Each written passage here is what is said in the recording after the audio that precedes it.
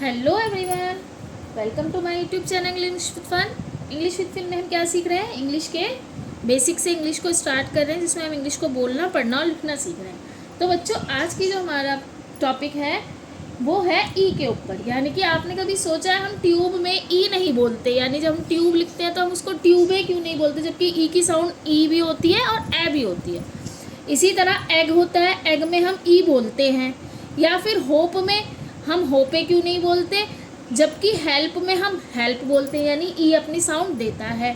तो हमें ये समझना होगा कि ई में मतलब इंग्लिश में ई कब साइलेंट होता है।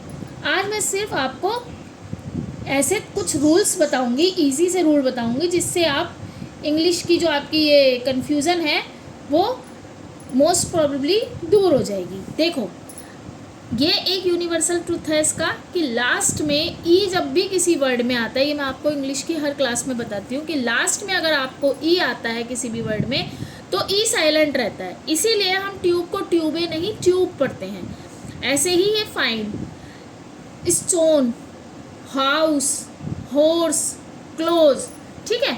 तो हमने इसको क्या पढ़ा, इसमें हमने ई का कोई प्रोनाउंसिएशन नहीं करा क्योंकि ई साइलेंट है। साइलेंट क्यों है? क्योंकि वो लास्ट में।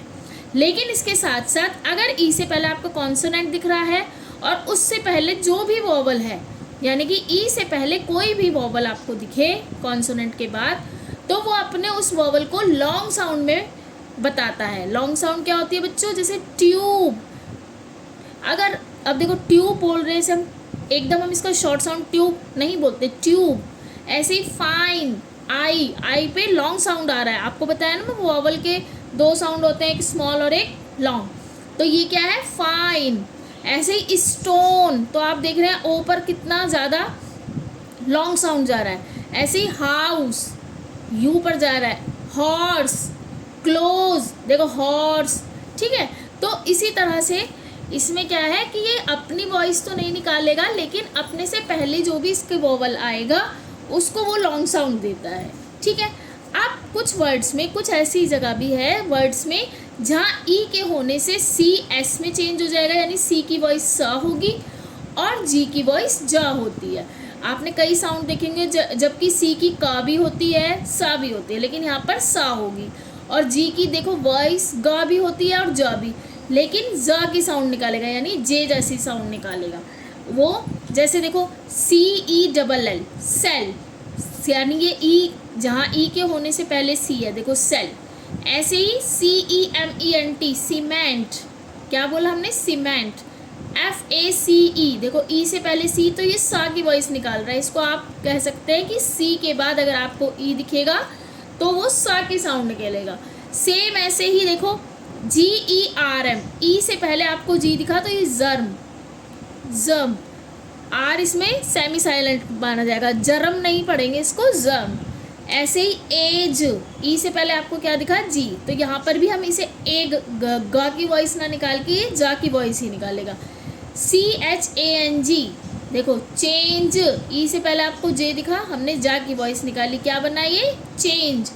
सी ए जी ई, केज। तो देखो ई क्या है इसमें? साइलेंट। अगर आपको ये वीडियो अच्छी लगे, पसंद आए, आपको लग रहा है कि हाँ आपको कोई नॉलेजेबल वीडियो लगे, तो आपको क्या करना है? वीडियो को लाइक करना है, कमेंट करना है, शेयर करना है, और चैनल को सब्सक्राइब ज़रूर कीजिएगा, ताकि ऐसी और ट्रिक और वीडियो जो मैं लेकर आती हूँ उसका नोटिफिकेशन आपके पास पहुँच जाए, ठीक है। अब देखो, जब भी किसी वर्ड में सेकंड लास्ट यानी जैसे ये सेकंड लास्ट यू या वी हो तो भी ई साइलेंट होता है। जैसे हैव, ठीक है, इसमें आप ये भी रूल लगा सकते हैं, देखो ई है लास्ट में तो ई साइलेंट है। केव, 12, ब्लू, देखो ब्लू यू की वॉइस पे ख़त्म हो गया। ग्लू, GLUE, ग्लू, तो देखो यू की वॉइस पे ख़त्म हो गया, इसका एंड हो गया। तो इसमें भी क्या होता है? ई साइलेंट होता है।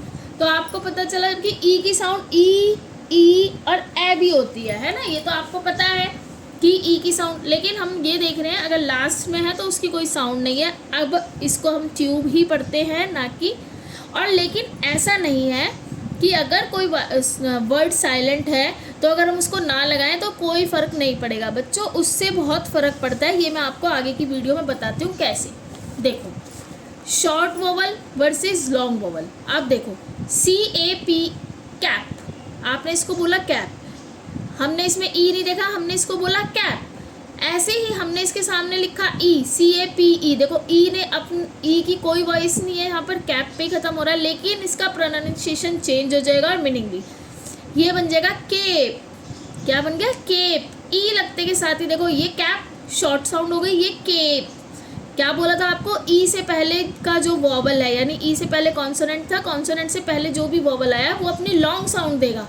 ये हो गई शॉर्ट साउंड कैप, हमने बोला कैप, ये बन गया केप। ऐसे ही देखो TAP टैप, हमने बोला टैप, ये शॉर्ट साउंड हो गई ए की, टैप। लेकिन ई के साथ ई जैसे ही इसके पीछे लगा, पी के जस्ट बाद ई आ गया, यानी कि ई ने अपना साउंड एक तरह से फर्स्ट वॉवल को दे दिया, जो उससे पहले जो भी वॉवल आएगा, तो इसे हम क्या बोलेंगे? टेप। इसी से देखो कितना चेंज हो गया, टैप टेप, लॉन्ग साउंड आया। इसी को हम बोलते हैं short sound versus long sound. अब इसे हम बोलते हैं किट, शॉर्ट साउंड आ गया किट, आई की वॉइस आ गई किट, हमने बोल दिया किट। हमने जैसे ही ई लगाया, देखो इसकी लॉन्ग साउंड कैसे हुई? काइट। तो क्या साउंड हो गई इसकी? लॉन्ग साउंड प्रोनाउंसिएशन करेंगे काइट, ई लगते के साथ ही। तो ऐसा नहीं है कि अगर ये साइलेंट है तो इसका कोई रोल नहीं है, हर वर्ड, साइलेंट वर्ड का भी अपने हर वर्ड में रोल होता है और बहुत ही इम्पोर्टेंट रोल होता है। तो ये देखो काइट, मीनिंग भी चेंज हो गया एंड प्रोनाउंसिएशन भी चेंज हो गई। ये हो गए शॉर्ट साउंड, ये हो गए लॉन्ग साउंड। अब आपको पता चला शॉर्ट और वॉवल क्यों बोला जाता है। अब देखो मैड,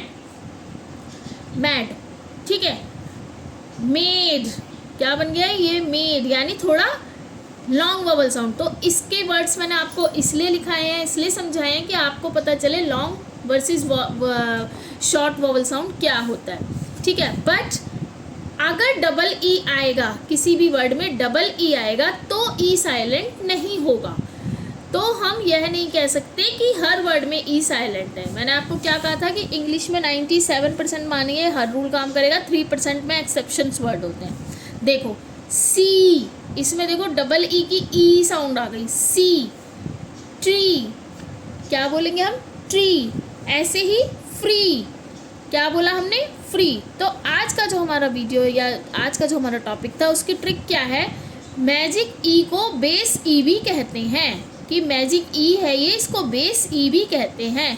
साइलेंट ई खुद नहीं बोलता, यानी ई खुद तो नहीं बोलेगा, लेकिन अपने पहले वाले वॉवल को लॉन्ग साउंड बना देता है, वही जो मैंने आपको बताया, इसलिए इसे हम मैजिक ई भी कहते हैं। जैसे मैंने आपको बताया कि खुद उसकी कोई साउंड नहीं है, डी के बाद कोई साउंड नहीं है, लेकिन उसने क्या करा? अपने फर्स्ट वॉवल, अपने से जस्ट फर्स्ट वॉवल वाला जो भी आया कॉन्सोनेंट के बाद, उसकी साउंड को उसने क्या करा?